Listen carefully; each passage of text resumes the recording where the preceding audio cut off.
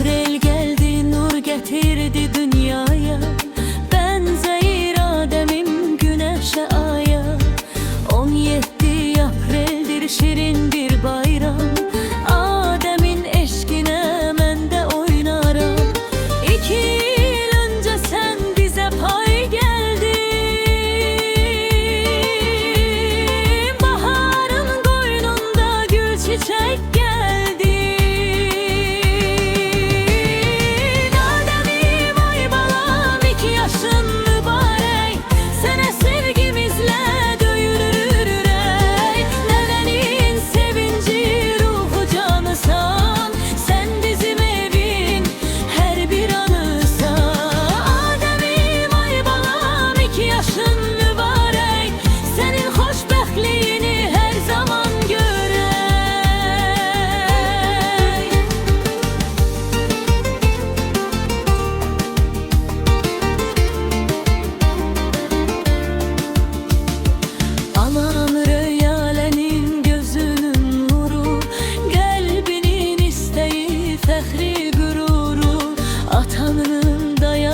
Arkasısan sen, hayatın şirini mənasısan sen.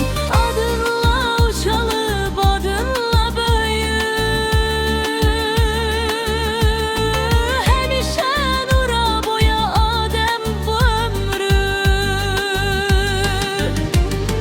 Nənən sevinç sənə qurban canını, sənlə şirin etdi hər bir anını.